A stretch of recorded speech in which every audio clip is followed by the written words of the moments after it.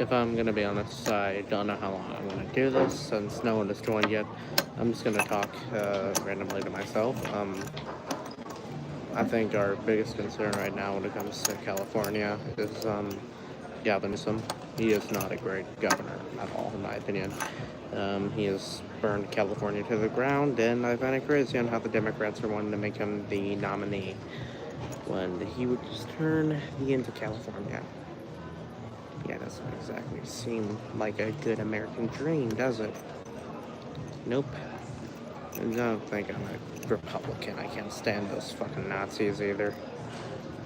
I just hate all people who will just side with themselves instead of other people. Like, the Democrats, for example, they don't like LGBTQ people, but they have to, because if they like them, then that'll get their support. See how that works? But I think the worst part about California, honestly, is the homeless crisis. There's homeless people everywhere you go, and it's very easy to fix. Like, there is not a very, very massive amount of homeless people on the grand scheme of things that we can easily give low-income households to. But no, instead we'll just give those houses to corporations, which will rise the house market up sky high, which has been happening for a while. No one in Gen Z can buy a home. No one can. It's really depressing on how nowadays no one can buy a home, and it's all because of massive corporations. Hello there.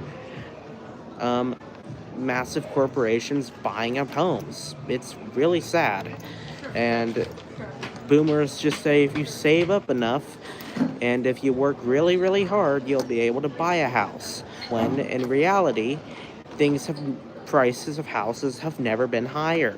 Even in states like Mississippi and Oklahoma, houses are still sky high. And I'm not even going to get everything started about cities like Los Angeles, Seattle, Chicago, and New York. It is just sad. The average house is I think it's over 200,000 now. It is insane. And that's like for one of the cheapest houses you can get right now.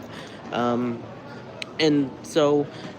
it's all because of the corporations. What we need to do is we need to stop letting corporations buy up houses and instead give it to people who actually need it. For example, the homeless people in America. The homeless crisis has never been higher, and there are so many Western European countries who don't have this problem because they actually don't let corporations have control of everything, unlike us. We will let them be in control of literally everything instead of giving it to the people, which is not okay. All we have to do is just make sure and say, hey, you're not going to buy our houses up because there are people that need it. And the fact that they are even allowed to do that is crazy. They're not even using it for anything important. And they keep on saying that it's because of the immigrants taking the houses. Well, no, it's the corporations. It's always been the corporations, and we are going after the wrong problem. But I want to tell you about where I am right now, by the way. I am in California. I am here for about 3 hours because I am flying to Atlanta and then Columbia, South Carolina.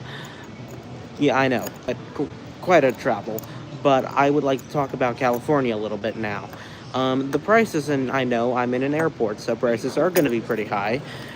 But they are absolutely insane. I have been to airports all across the country. I've been to Denver International Airport, Spokane International Airport, Atlanta, and all the airports you can think of. I've probably been there.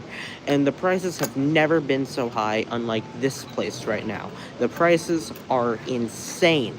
This keychain right here, look at this. Look at this keychain. You want to know how much it was? $7. And this isn't even good quality shit. This is like really, really cheap metal made in China. Why would anyone buy this? Well, I did, but shut up.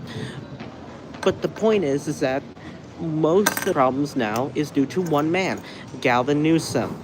Gavin Newsom. The man has single-handedly tore California to the ground. There's a reason why Californians are moving to states like Washington, Oregon, and red states like Texas, Oklahoma, Kansas, Montana, Wyoming, Idaho, all those places. It's because they're better off.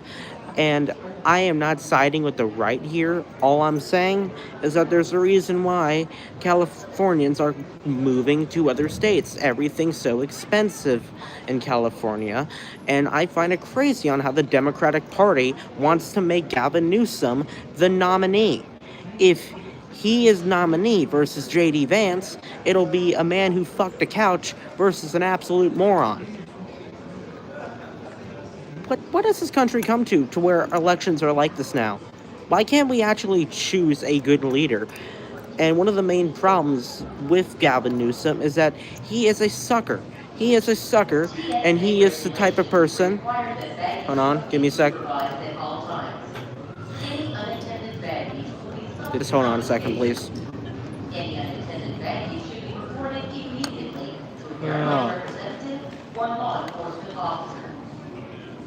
Okay, anyways, the problem with him is that he's a sucker. He's the type of friend that when he is alone, he listens to white girl music, and when he's with a bunch of Mexican friends in the car, they'll listen to mariachi music. But the second he's in the car full of his black friends, he will start playing gangster rap. He's the type of person that'll switch his inflection every single time. And that's what Gavin Newsom is. He's a sucker who will change himself, and he has multiple personalities for different groups, which is something I can't stand out of someone, especially someone who's thinking about running for office.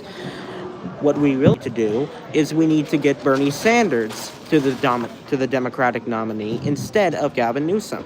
And I know what you're thinking. Bernie Sanders? That dude's like about to die. Yes, he is, honestly. I will admit that, but at the same time, he can form better sentences, and he can form more words than Donald J. Trump. And he has been able to form sentences better than Joe Biden, even when Joe Biden was, well, he first started out. Bernie Sanders, in my opinion, he was robbed for the 2016 election, and if he was the Democratic nominee instead of Hillary Clinton, he would have been president instead of Donald Trump. But the main thing when it comes to all what I'm saying into consideration is that elections have just been dumb and dumber. Either way, we lose now. We don't have that much of a voice anymore, and we keep on putting in charge the biggest idiots that are running free, and it's gonna be like that for a while until we all grow a brain. And that's the sad truth about America, is that the elections are going to continue getting dumb and dumber. Every single 4 years, they're getting dumb, especially with Gavin Newsom and fucking J.D. Vance. Can you even imagine that? Either way, we lose. Either way, prices are still high. We have problems. The whole world still hates us. And Gavin Newsom is going to be a sucker to countries like Israel. He's going to be a sucker to Russia, a sucker to everyone. And J.D. Vance doesn't know anything, in my opinion. He does not know jack shit. He claimed he hated Donald Trump until he is now the vice president. And he says he absolutely loves him. Bro, really? But what we need to do is, in my opinion, one way that could help not get stupid people in charge is the Electoral college system.